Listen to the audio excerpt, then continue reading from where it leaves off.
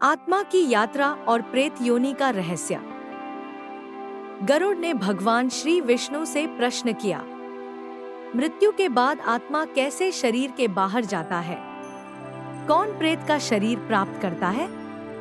क्या भगवान के भक्त प्रेत योनि में प्रवेश करते हैं? भगवान विष्णु ने गरुड़ को उत्तर दिया, मृत्यु के बाद आत्मा निम्न मार्गों से शरीर के बाहर जाता है। आँख, नाक या त्वचा पर स्थिर रंध्रों से ज्ञानियों का आत्मा मस्तिष्क के ऊपरी सिरे से बाहर जाता है। पापियों का आत्मा उसके गुदा द्वार से बाहर जाता है। ऐसा पाया गया है कि कई लोग मृत्यु के समय मल त्याग करते हैं। यह आत्मा को शरीर से बाहर निकलने के मार्ग हैं। शरीर को त्यागने के बाद सूक्ष्म शरीर घर के अंदर कई दिनों तक रहता है।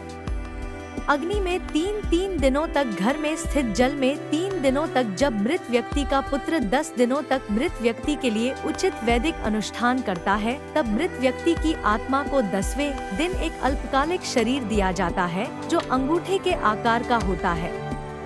इस अल्पकालिक शरीर के रूप में वह आत्मा 10वें दिन यमलोक के लिए प्रस्थान करता है।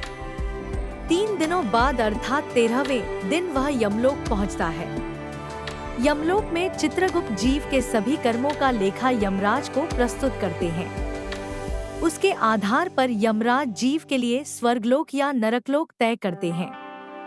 जीव अपने कर्मों के अनुसार स्वर्ग या नरक लोक में रहता है और फिर उसके बाद वह पृथ्वी पर पुनः एक नए शरीर के रूप में जन्म लेता है। प्रेत योनि में कौन जन्म लेता है?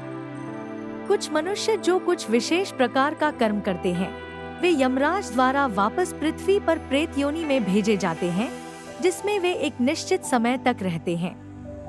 निम्न प्रकार के कर्म करने वाले लोग प्रेत योनि प्राप्त करते हैं।